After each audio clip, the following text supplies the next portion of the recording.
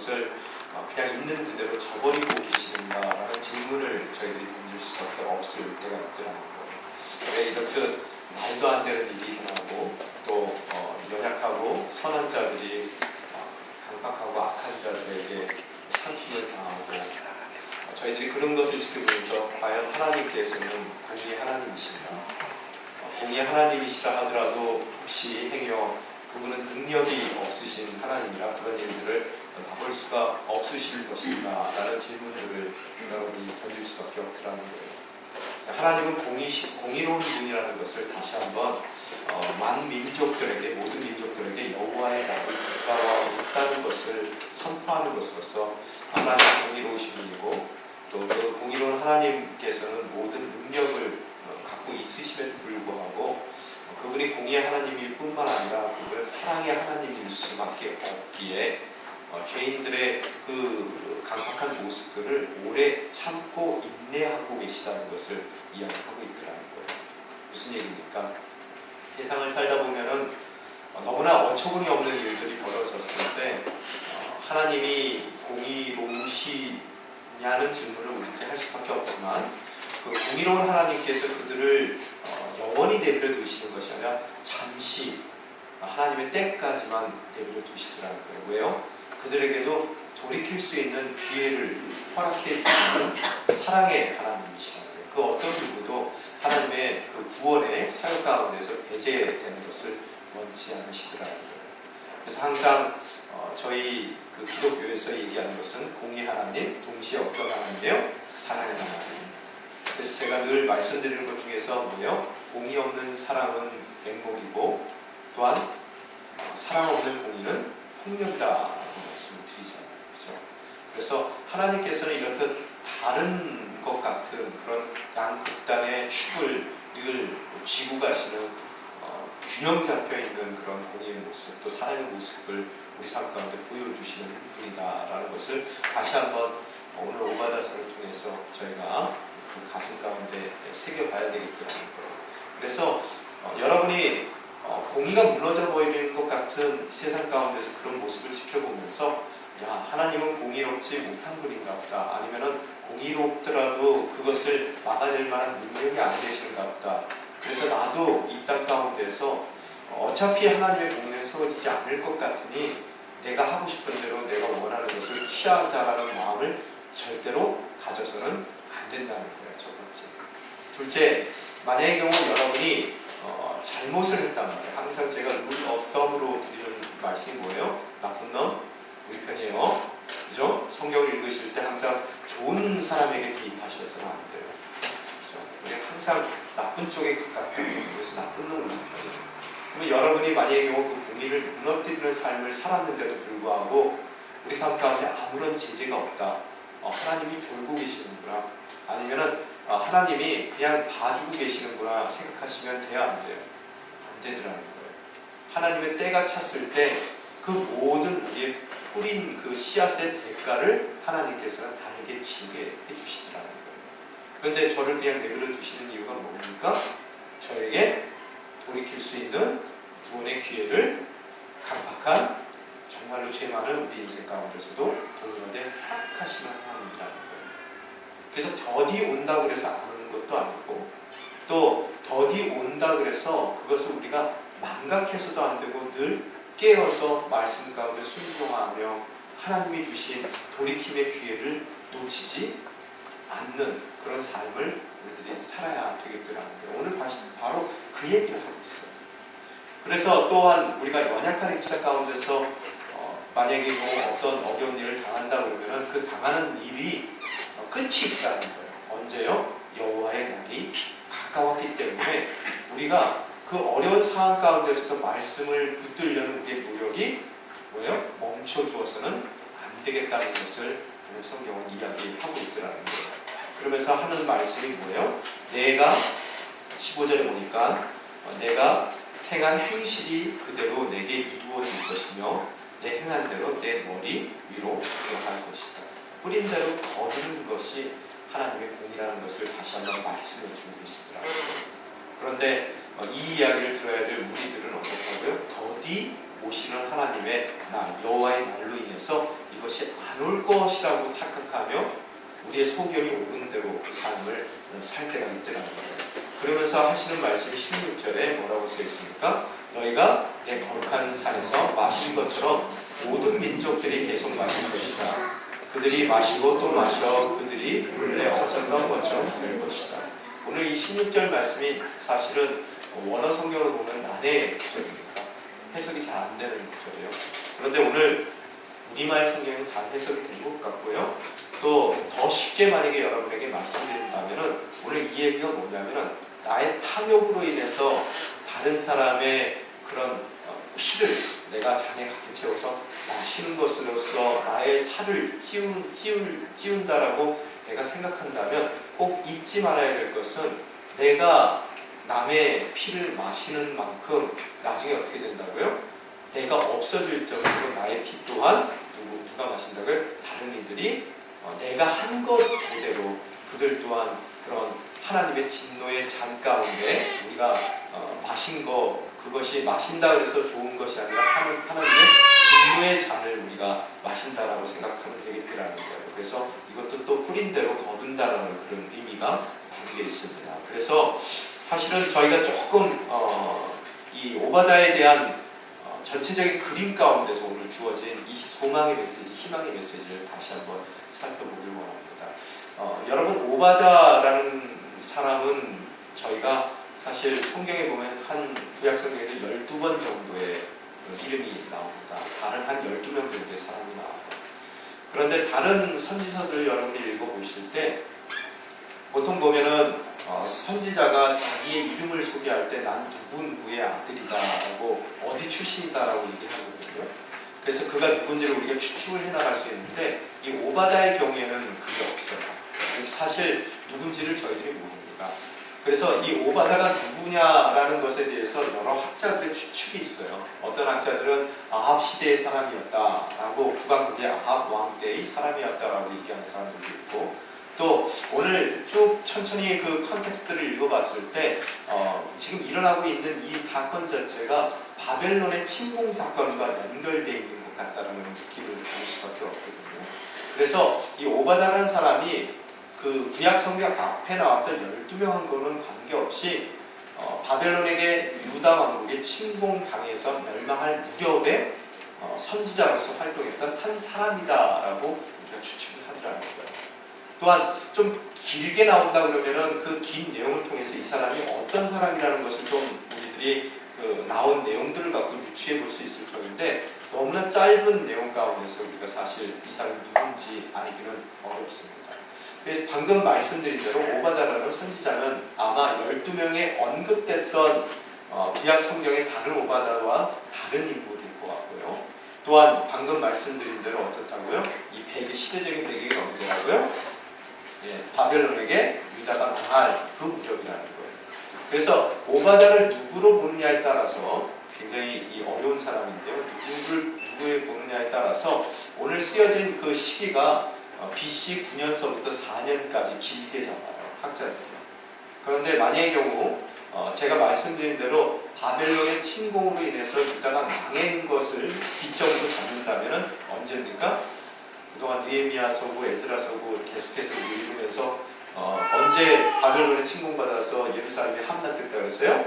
BC 586년 7년으로 보는 사람도 있고 6년으로 보는 사람도 있고 여러분이 이제는 그 정도는 이제 우리 오늘의 교인들은 다 알고 가셔야 돼요. 그죠? 그러면은 BC 6세기 정도의 배경을 갖고 있을 것 같아요. 오늘 주어진 내용은요.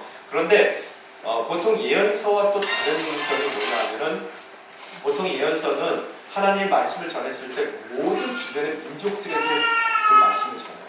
유대 사람들뿐만 아니라 그 주변에 있는 모든 민족들에게 전하는데 오늘 이 짧은 오바다서는 그 예언의 말씀이 누구에게 전해졌냐 하면은 에돔 사람들에게만 스페시픽하게 전해져 있습니다. 에돔은 누구예요? 에서의 자녀들이죠. 그죠? 그래서 오늘 보니까 에서라는 말도 쓰고요. 에돔이라는 말도 쓰고 또 9절에 보니까 드만이라는 이름도 쓰더라는 거예요. 드만이라는 사람은 누굽니까? 에서의 손자죠. 그죠? 그래서 그들을 지칭하더라는 거예요. 근데 그들이 무슨 문제가 있습니까? 여러분, 바벨론에게 만약에 저희 추측이 맞다면 바벨론에게 침공당했을 때 이야기라면 유다가 바벨론의 침공을 받고 멸망할 당시에 그들이 형제들을 돕지 않았더라는 거예요. 오히려 바벨론 입장 가운데 서서 유대인들을 약탈하고 또 그들을 핍박하는 그런 장본인들이었다는 것을 오늘 성경을 통해서 우리들이 알아볼 수 있게 되더라는 거예요.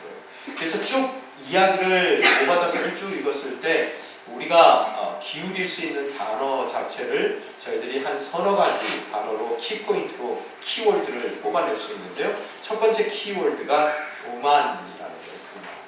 그래서 저희가 다시 한번 앞쪽으로 가서 3절서부터 3절, 4절 저희들이 함께 읽겠습니다. 3절, 4절 1장 3절부터 시작. 높은 평원에 너희 신처에 살며 나를 한바닥으로 끌어들일 것이다 라고 스스로 말하는 사람이라 내 교만한 마음이 너를 속였다. 내가 소위처럼 피를 내고 내가 그들 사이에 문제를 풀더라도 내가 거기에서 너를 끌어낼 것이다. 여호와의 말씀이다. 오늘 왜냐하면 시작됐기 때문에 그 앞전의 이야기들을 여러분이 좀 갖고 가셔야지 오늘 여호와의 날이라는 의미가 그들에게 과연 어떠한 의미 가운데로 받아들여지는지를 우리가 알 수 있게 되더라는 거예요. 이 에돔에 대한 그런 심판의 메시지를 오바다 선지자를 통해서 말씀하시는데 2절을 보니까 뭐라고 써있냐면 가장 이방 민족들에게 중에서 작게 만드시는 거예요. 하나님께서 그들을. 그러고 나서 어떻다고요? 철저히 멸시당하게 하시겠다라는 그런 심판에 대한 스테이트먼트를 주십니다.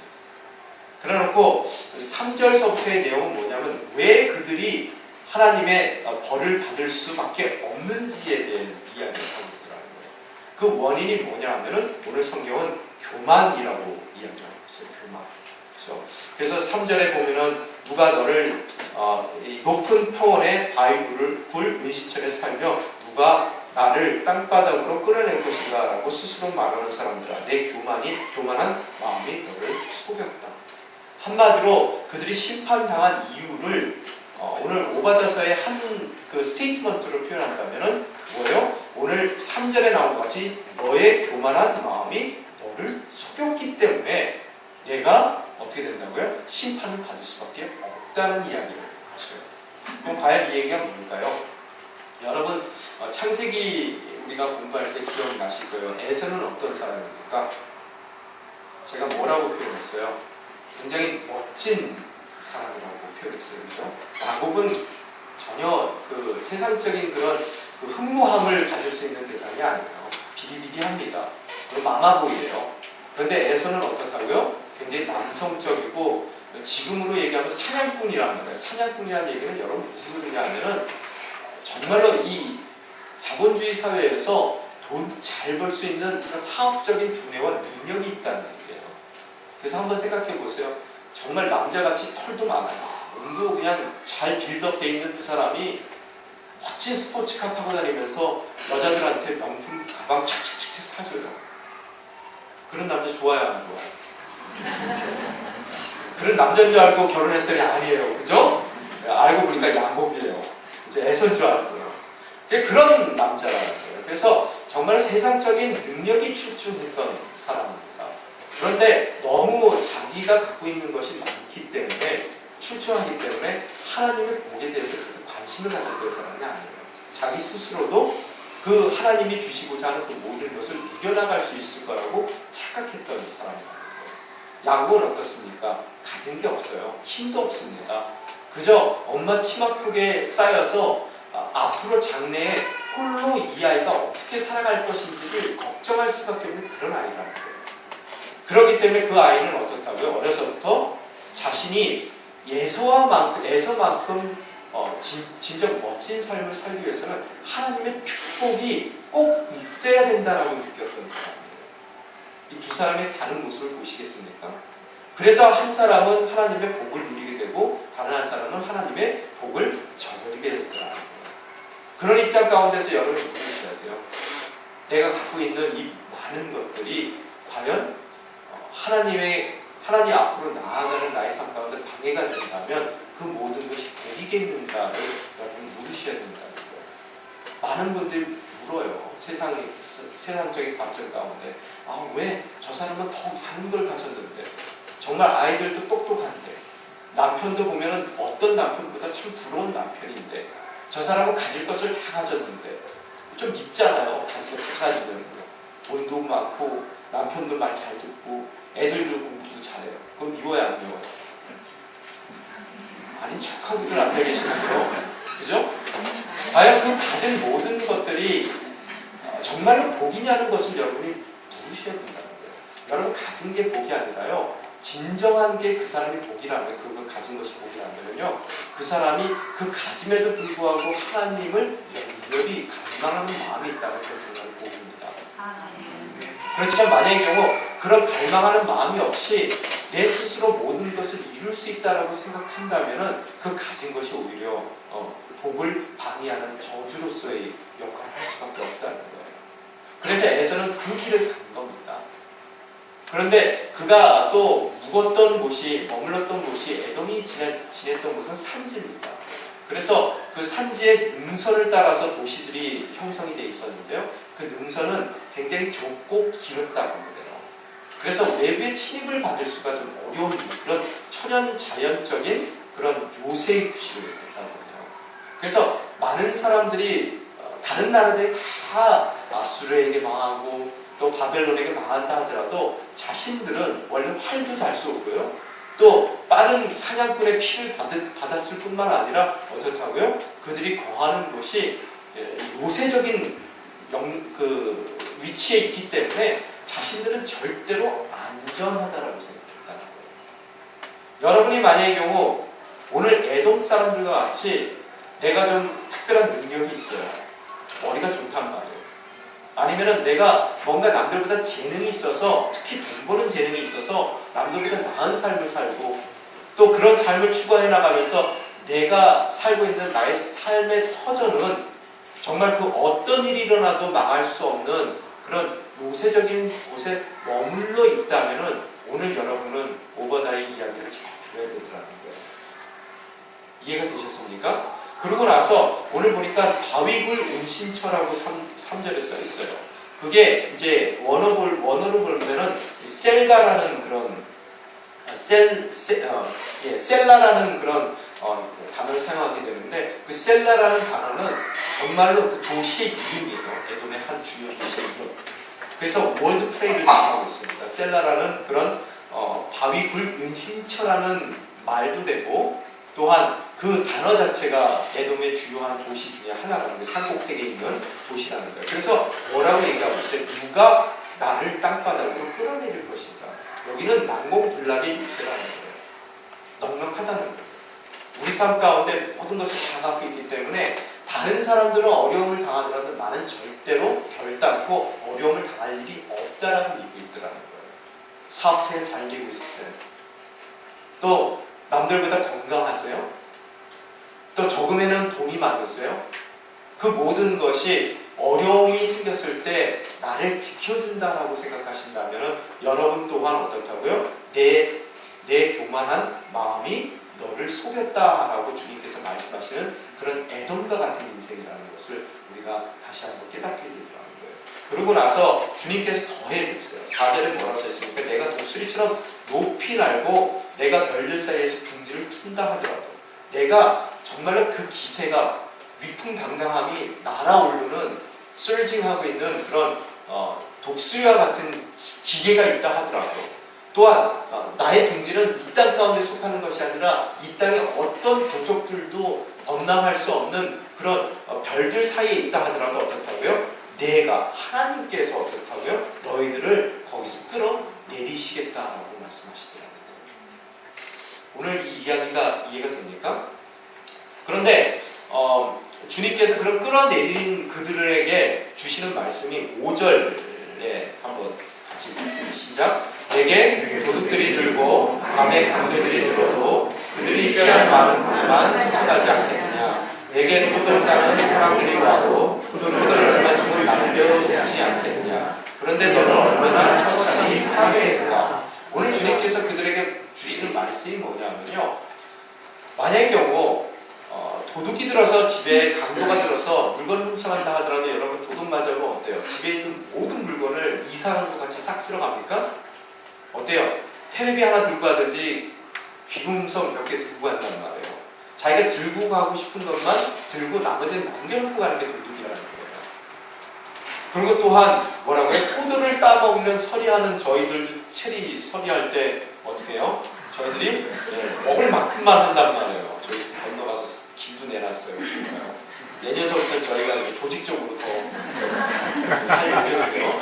그래서 그 포도를 따더라도 남겨진 것들이 있는데 하나님께서 그들을 벌하실 때는 전혀 남겨진 것이 없게 하시겠다는 거예요.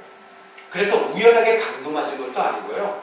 우연하게 설이 맞은 것이 아니라 곧 그 어떤 것도 남겨놓지 않는다라는 말씀 가운데 그런 입장 가운데 섰을 때 야, 세상에 이렇게 도둑 맞는 경우도 있구나가 아니라 그것은 바로 뭐라고요? 하나님의 심판이라는 것을 우리 알게 되겠다는 말씀이시대요.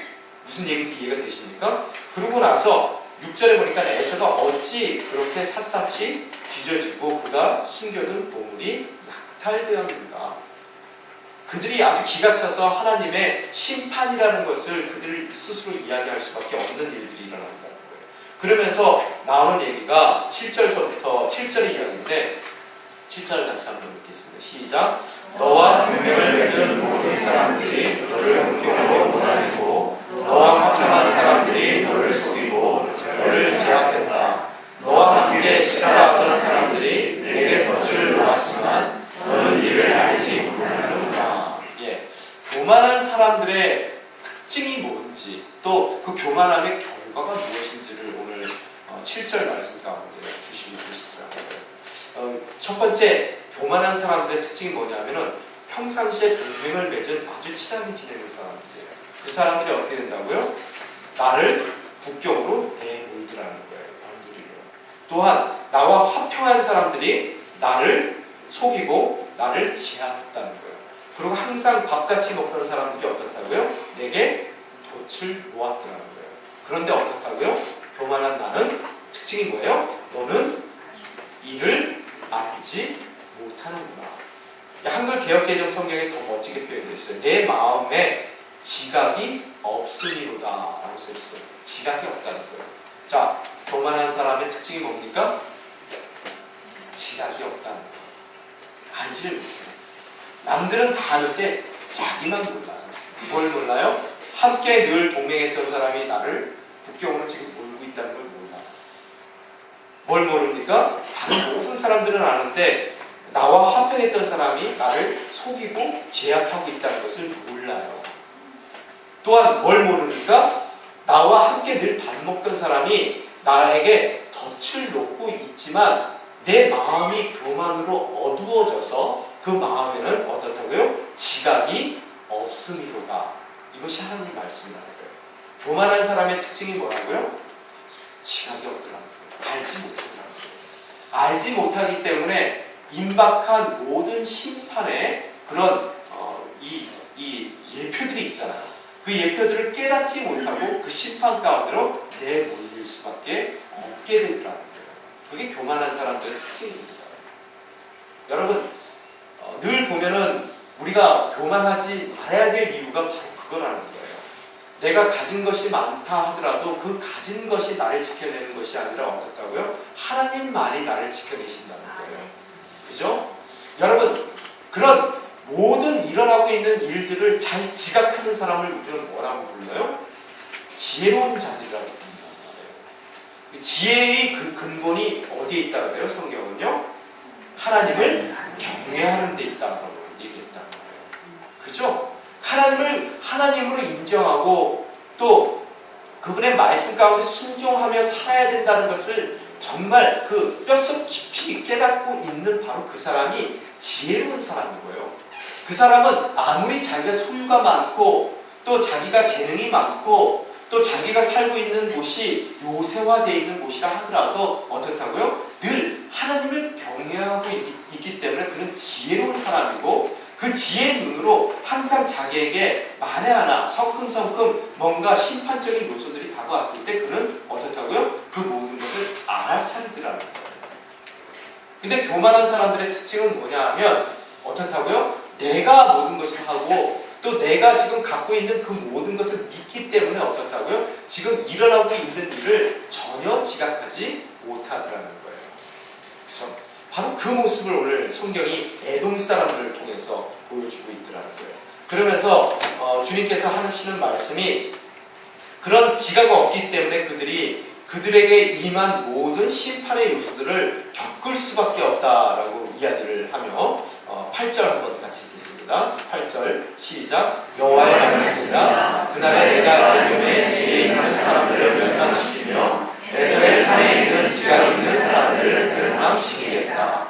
이 교만은 어리석음을 낳고 그 어리석음 가운데서 그는 심판을 피할 수 있는 충분한 하나님의 그런 기회가 주어졌음에도 불구하고 피하지 않고 심판을 당할 수밖에 없게 되더라는 거예요. 그래서 그들은 결국 멸망하게 되는데 그 멸망한 이유 중에 하나가 교만도 있지만 또 다른 이유가 또 있더라는 거예요. 두 가지 이유였어요.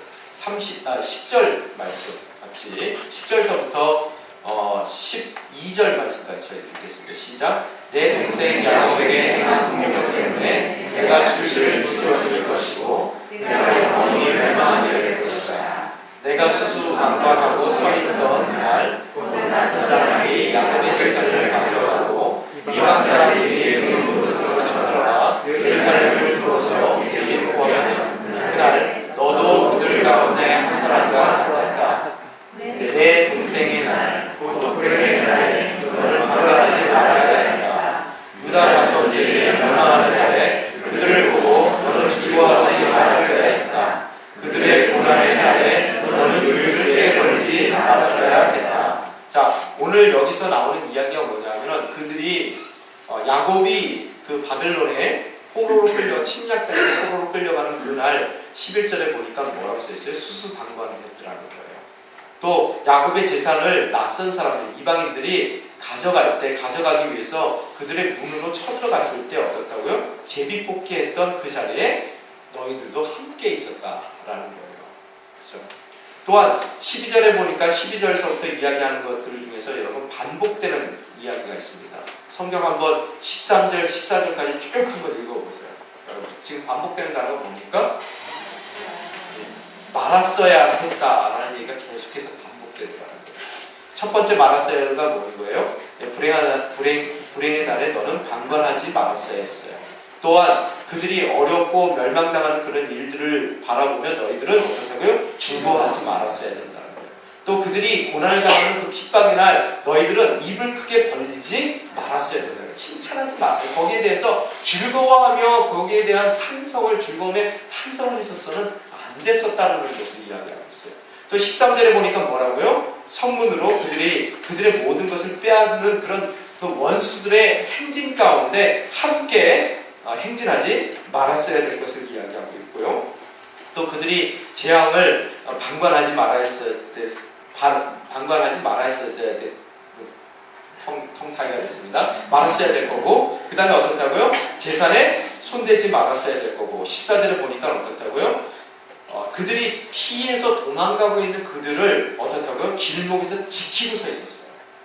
그래서 그들을 잡아서 바벨론 사람들에게 오히려 넘겨주는 역할들을 에돔이 했더라는 거예요. 그래서 길목을 지키고 서 있지 말았어야 될 것이고 또 살아남은 사람들을 넘겨주지 말았어야 되는 거예요. 이 얘기가 뭡니까? 형제로서 에서가 야곱의 자손들을 지켜줬어야 되는 거예요. 고난의 날에. 그럼에도 불구하고 그들은 오히려 한술 더 떠서 수수방관했을 뿐만 아니라 한술 더 떠서 어떻다고요? 원수들과 함께 그들과 제비뽑기를 했고요. 또 성문으로 행진을 했고요. 또 그들이 어려움을 당했을 때 입을 크게 벌려서 기뻐했고요. 또한 재산에 손을 댔고요. 또 그들이 도망갔을 때 도망가는 자들을 정말 길목에 서서 지키고 서 있었고요. 또 작은 사람들을 오히려 바벨론에게 넘겨주는 그런 일들을 했더라는 거예요. 그래서 그들이 어떻다고요? 벌을 받아야 되겠더라는 거예요. 두 번째 이유가 뭐라고요? 그들의 방관과 그들의 그 탐욕 때문에 그들은 벌 받을 수밖에 없다는 이야기를 하고 있더라는 겁니다. 그 상황 가운데서 오늘 본문 말씀을 봐야 되더라는 거예요. 그런 입장 가운데서 이제는 포커스가 14절까지의 포커스는 어디에 포커스가 맞춰져 있어요? 에돔 사람들에게 맞춰져 있다면 이제는 그 모든 일을 당하고 있고 어려움을 겪고 있는 유다 사람들의 포커스를 맞춰 나가고 있다는 거예요. 그래서 그런 어려움, 모든 에돔의 그 시어머니가 때리는 시어머니보다 뭐라고요? 말리는 시누이가 더 밉다 그러잖아요. 지금 에돔 입장이 바벨론에게 얻어맞고 있는 그들을 고소해야 하고 또 더 한 수 더 떠서 그들을 돕고 있는 그런 에돔의 모습 가운데 너무나 괴로워하는 그들에게 뭐라고요? 걱정하지 말라는 거예요. 뭐예요? 모든 민족들에게 15절에 보면 여호와의 날이 가까웠다는 거예요. 그래서 그런 일들을 하고 있는 모든 에돔 사람들이 자기가 행한 대로 그 모든 것이 그들의 머리 위로 돌아갈 것이라는 것을 이야기하고 있습니다. 그러면서 17절에 보니까 뭐라고 써 있어요? 끝까지 누가 진정한 승자인지는 끝까지 바라봐야지 알더라는 거예요. 처음에 제가 말씀드린 대로 뭐라고요? 천천히 이 모든 것이 그냥 하나님께서 허락하신 것 같이 결단코 하나님의 공의가 일어나지 않을 것 같아 보이더라도 어떻다고요? 여호와의 날은 찾아올 것이고요. 그 여호와의 날에 진정으로 승리한 사람이 누군가? 그 승리한 사람은 뭐라고요? 시온산에는 피할 사람이 있고 그곳은 거룩한 곳이 될 것이다. 야곱 족속은 자기 유업을 차지하게 될 것이다. 아무리 뺏으려고 에서의 자녀들이 덤빈다 하더라도 그 모든 약속된 것은 누구의 몫이라고요? 야곱의 자손들의 몫이고 또한 그들이 그 유업을 차지할 수 있기 위해서는 어디에 있어야 된다고요? 그들이 시온산에 있어야 된다는 거예요. 그래서 지금 끌려가고 얻어맞고 온갖 조롱을 받고 있는 유다 사람들에게 지금 5바다를 통해서 뭐라고 얘기하고 있습니까? 이것이 하나님의 공이 없음이 아니라는 거예요. 단순하게 이것은 뭡니까? 하나님의 사랑이에요. 어떤 사랑입니까? 에돔 사람들에게 그렇게까지 하더라도 그들에게 끝까지 기회를 주시고 싶어하는 하나님의 사랑이고요. 또한 그들이 끌려가고 있지만 하나님은 그들에 대한 언약을 단 한순간도 잊으신 것이 아니라 그 언약을 이행해 주시기 위해서 언약의 대상으로 남겨놓기 위해서 그 남겨진 자들을 어디로요? 바벨론으로 지금 끌고 가시는 하나님이라는 것을 알고 있으라는 거예요. 그렇기 때문에 지금 끌려가는 입장 가운데 모든 것을 포기하고 내려놓는 것이 아니라 어떻게 한다고요? 시온산에 남아있으라는 거예요.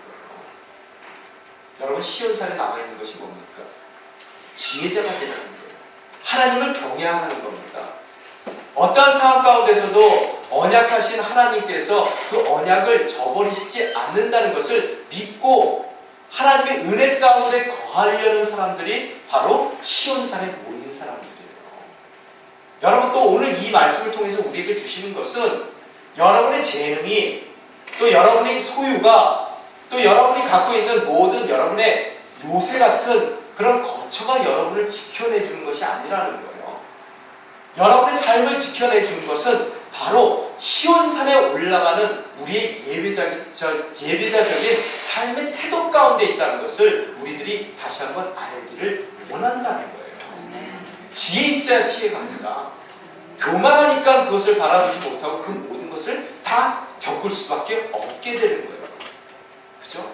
여러분, 오늘 에돔 사람들은 자신들이 겪고 있는 자신들이 지금 바라보고 있는 내가 지금 얻어맞는 것이 아니라 유대 사람들이 얻어맞고 있단 말이에요. 그거 보면서 깨소금 맛이다 고소하면서 자신들이 갖고 있는 것은 우리에게는 저런 일이 절대로 일어나지 않을 거라고 확신하고 있는 사람들이라는 거예요.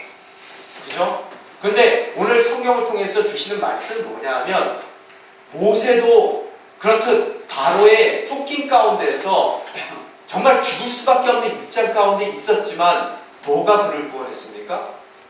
갈대상자에 넣는 하나님의 섭리와 또한 그 갈대상자를 발견하게 해주시는 하나님의 섭리 가운데 그 인생이 보존될 수 있더라는 거예요. 잊지 마세요. 또한 여러분, 사울에 쫓기는 다윗의 모습도 여러분, 그 다윗의 용맹함이 그가 갖고 있었던 아둘람에 있었던 그런 용병들이 그를 구해낸 것이 아니에요. 뭐가 다윗을 사울의 손으로부터 구해냈습니까? 바로 하나님을 경외하는 시온산에 남겨진 자로서의 그의 삶의 태도 때문에 그는 그 어떠한 위험 가운데서도 그가 뭐예요? 사울의 위험으로부터 늘 하나님께서 구원해 주신 그 구원의 손길을 경험하게 되었더라는 거예요. 잊지 마시라는 거예요. 오늘 진정한 예배자로 여러분이 삶을 살아갔을 때 여러분이 가진 것이 없고 또 여러분이 갖고 있는 삶의 기반이 굉장히 비천한 것이라 하더라도 어떻다고요? 그 시온산의 남은 자로서 하나님 앞에 온전히 쓰려는 우리들의 삶, 그 삶 가운데서 우리가 하나님을 향해 갖고 있는 그 경외심, 바로 그 예배자로서의 삶이 우리의 가정과 우리의 삶을 지켜주더라는 거예요. 그렇죠? 예배 나오셔야 된다는 거예요. 예배 늘 나오셔서 진정한 예배자로 살기로 결단을 하시고 여러분이 돌아가신다면 여러분 인생 가운데 그 어떠한 바벨론의 침공 가운데서도 또 바로의 위협 가운데서도 또 사울의 쫓김 가운데서도 하나님께서는 우리들과 우리들의 가정의 삶을 눈동자처럼 지켜주신다는 것을 오늘 이 본문 말씀을 통해서 다시 한번 허락하시더라고요. 행여 우리가 바벨론을 쫓기고 있으니까 쫓기는 이유는 시온산에 남겨진 자로서의 우리의 삶을 주님께서 의도하셨기 때문이고 또 우리가 진정 하나님이 원하시는 대로 남겨져 있을 때 어떻다고요? 야곱의 족속은 자기의 유업을 어떻게 하겠다고요? 차지하게 될 것이다. 믿습니까? 네. 저 오늘 지금까지의 세 개의 단어를 생각하면 뭐입니까? 교만이라는 단어. 또 그 교만 가운데서 그들이 갖게 되는 지각 없음, 어리석음이라는 단어. 그 다음에 그들이 또 에돔 사람들이 겪게 됐던 뭐예요? 또 어떤 방관, 또 탐욕. 오늘 또 여러분이 읽은 성경 가운데서 나오는 것이 뭡니까? 소망과 위로, 확신. 여러분이 이 성경에 나오는 모든 이 중심적인 단어에 대한 이해가 있습니까? 바로 그걸로 봐야 되더라고요. 오늘 내가 비록 끌려가고 나를 더 아프게 하는 바벨론 사람들보다 더 아프게 하는 에돔 사람이 있다 하더라도 여러분이 여호와의 날이 가까웠다는 것을 깨닫기만 한다면 우리는 계속해서 시온산에 남겨진 자로서의 삶을 추구해 나갈 것이고 또 하나님의 여호와의 그 날이 온전히 우리 삶 가운데 임할 때 어떻게 된다고요? 우리는 자기 유업을 차지하게 될 것이라는 것을 성경은 다시 한번 우리에게 확신시켜주고 있더라는 겁니다. 그러고 나서 18절에 보니까 뭐라고 써있습니까? 다시 또 읽겠습니다. 시작. 야곱 족속은 불이 되고 요셉 족속은 불꽃이 될 것이다. 그러나 에서 족속은 불꽃과 외에 그들이 남은 것을 태우며 삼킬 것이다. 여기까지요. 뭐라고요? 야곱 족속은 불이 될 거예요. 또 요셉 족속이 된다고요? 불꽃이 된다는 거예요. 아마 여기서 이야기하는 것은 야곱 족속은 유다 지파를 중심으로 한 이 남왕국에 대한 이야기일 것 같고요. 그 다음에 요셉 족속은 에브라임 족속을 중심으로 한 북왕국에 대한 얘기일 것 같아요. 그래서 하나는 뭐라고요? 불이고 다른 하나는 불꽃이라는 거예요. 그러고 나서 지금 에서 족속은 뭐라고 표현하고 있습니까? 부르턱이라고 표현되어 있죠. 한글 개역개정에서는 지푸라기라고 표현되어 있습니다. 여러분 불 사이에 지푸라기가 있으면 어떻게 됩니까? 다 타서 없어지더라는 거예요. 오늘 여러분은 바벨론에 끌려가고 있습니까? 끌려가는 이유가 뭡니까? 시온산에 남겨진 자가 되기 위해서 끌려가는 거예요. 그 남겨진 자의 결론은 뭡니까? 여호와의 날에 야곱 족속에게 자기 유업을 차지하도록 주님께서 끌고 가시는 거예요. 지금 정말로 모든 것을 다 바라보며 조소하며 정말 그 에돔과 같은 나쁜 모습을 갖고 있는 그들의 모습은 나중에 어떻게 된다고요? 불과 불꽃 사이에 지푸라기와 같은 그런 운명을 그들이 겪을 수밖에 없다는 것을 이야기합니다.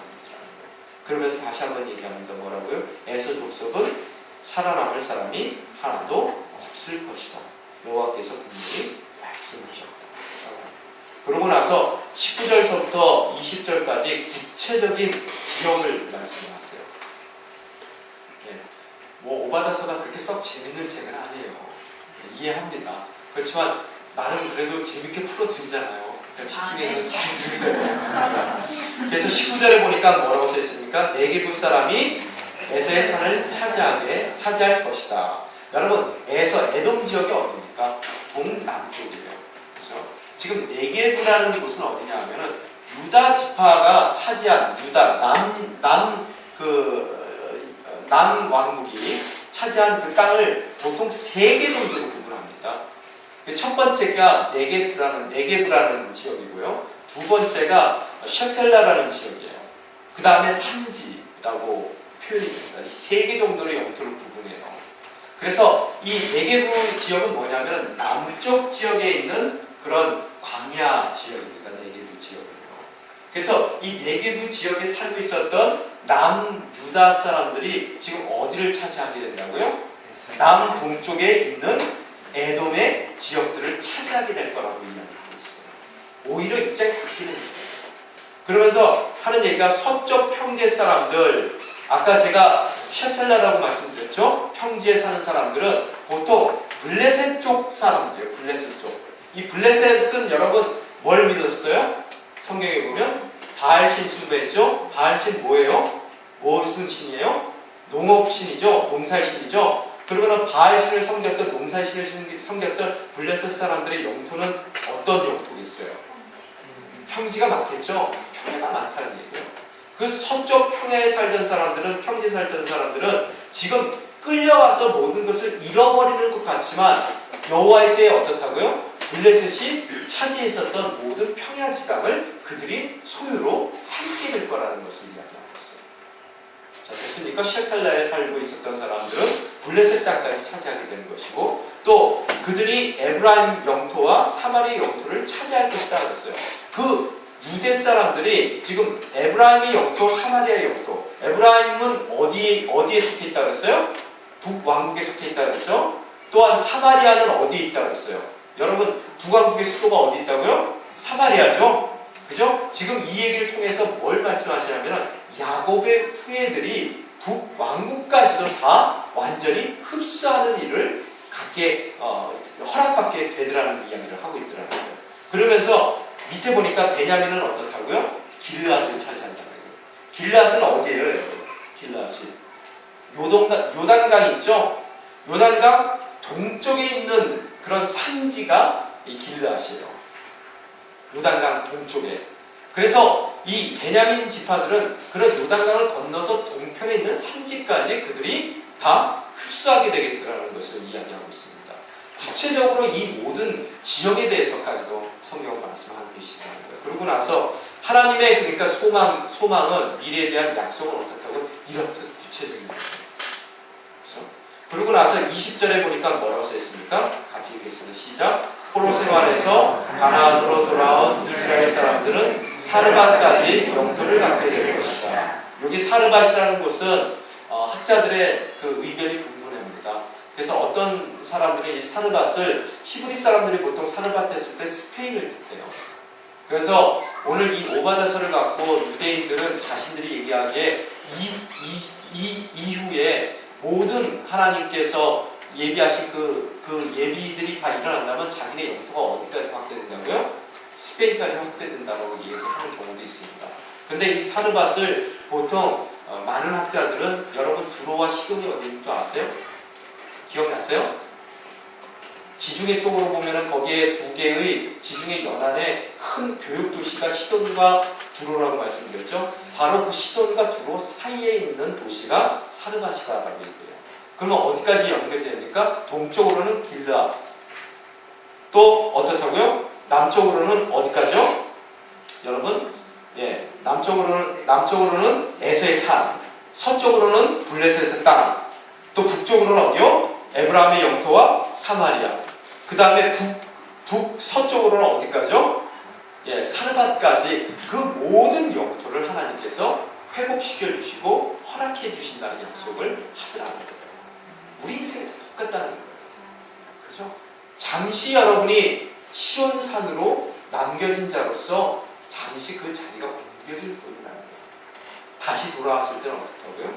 더 큰 영토를 소유하게 되는 그런 이스라엘 모습과 같이 우리 또한 그렇게 되더라는 거예요. 그러면서 21절에 뭐라고 써 있습니까? 에서의 산을 다스리기 위해 구원자들이 시온산으로 올라갈 것이다.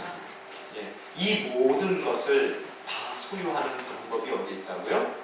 우리가 어디로 가야 된다고요? 시온산으로. 예배 자리에 나오셔야 돼요. 기도의 자리에 나오셔야 됩니다. 늘 말씀 가운데 순종하고자 하는 그 순종의 자리에 나아가실 때 하나님께서 비록 때로는 우리를 바벨론으로 끌려가게 하시지만 그 끌려가게 하시는 그 이유는 죽으라고 끌려가는 것이 아니라 시온산에 남겨진 자로 끌고 가시는 것이고 또 그 끌려가는 그 모든 과정 가운데 에돔의 어려움과 괴로움은 있지만 하나님께서는 그들로 하여금 그 모든 것에 대한 대가를 치르게 하시고 나로 하여금 정해진 여호와의 날에 어떻다고요? 이 모든 것을 풍성히 누릴 수 있도록 허락해 주시는 하나님이라는 거예요. 그렇죠. 그 하나님, 내가 허락된 그 모든 것이 누구의 것이에요? 여호와의 것이라고 말씀하시더라고요. 자녀로서 아버지의 모든 것을 이루어갈 수 있는 복된 인생으로 주님께서 초청하셨다는 것을 오늘 오바다서는 이야기하고 있습니다. 오늘 끝내기 전에요. 저희가 교훈을 얻어야 되잖아요. 조금만 한 5분, 10분만 정리를 할게요. 자, 여기서 키워드가 뭐라고요? 교만, 어리석음, 방광과 탐욕, 소망과 위로. 여러분이 이 5단어를 치고 가셔야 됩니다. 교만한 자들은 어떻다고요? 아무것도 보지 못합니다. 그래서 자신들에게 일어나고 있는 일 자체를 바라볼 수가 없어요. 겸손한 자들은 어떻습니까? 내 위치가 무엇인지 또 하나님이 그런 나에게 어떤 분이신지를 알기에 내가 갖고 있는 소유와 내가 지금 처하고 있는 상황이라는 관계없이 우리는 그분만을 의지할 수 있게 되더라고요. 그분을 의지하는 바로 그런 경외하는 삶이 우리에게 지혜를 허락하는 것이고 우리는 그 지혜 가운데서 그 어떠한 어려움도 피해갈 수 있는 그런 하나님의 백성으로서의 삶을 살아갈 수 있게 되더라고요. 또한 우리 인생 가운데 늘 바라보는 것 중에 하나가 뭐냐 하면 정말 연약한 사람이 강한 사람에게 범함을 당했을 때 보통 우리도 애돔과 같은 마음이 있다는 거예요. 강한 자로부터 약한 자를 보호하는 것보다는 오히려 강한 사람들 편에 서서 그 약한 사람들이 약탈당했을 때 나의 유익을 챙기려는 우리들의 모습이 있더라고요. 바로 그게 애돔의 모습이라는 거예요. 하나님께서는 우리를 뭐로 불러주셨어요? 하나님의 거룩한 백성으로. 또한 가장 힘들 때 아무리 애돔과 나의 관계가 어렵다 하더라도 원수가 줄일 때 어떻게 하라고 써 있습니까? 먹이라고 있어요. 원수가 목마를 때 뭐 하라고요? 마시게 하라는 것이 바로 하나님의 명령이라는 말이에요. 하나님의 백성답게 지혜 있는 자라면 진정 그들이 에서의 그 자손들이 야곱의 자손들이 그런 어려움을 당했을 때 그들은 그 어려움 당한 야곱의 자손들을 지켜줬어야 되는 거예요. 그랬을 때 정말로 멋진 인생이 됐을 겁니다. 그들의 인생. 제가 오늘 이 말씀을 곰곰이 오늘 오후에 생각하면서 곰곰이 생각했어요. 만약의 경우 에서가 야곱이 그렇게 장자의 복을 원해서 간절히 그것을 원해서 얻었기는 했지만 에서 또한 하나님의 장자의 복을 누리기를 원했더라면 어떻게 됐을까 생각을 해봤어요. 여러분 어떻게 됐을 것 같습니까? 우리는요 가진 게 한정되어 있기 때문에 누군가에게 그것을 주면은 다른 누군가에게는 줄 것이 없어요. 그죠? 그래서 선택한 사람 한 사람만 우리는 줄 수 있을 줄 몰라요.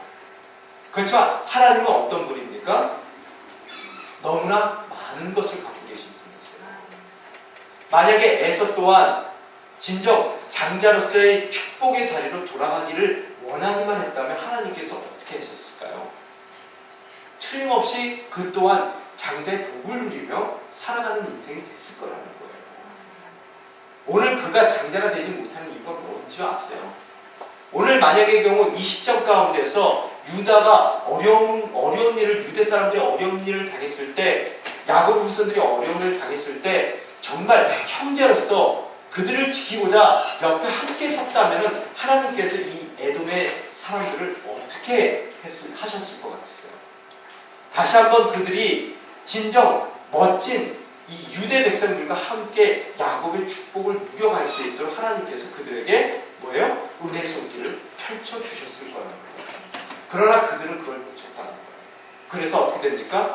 강도가 들었을 때는 또 남겨두고 또 포도를 딸 때도 어느 정도에 남겨두는 법이 있는데 그들의 인생은 뭐라고요? 그 어떤 것도 남겨지지 않는 가장 허망한 인생이 되어 버리더라는 거예요.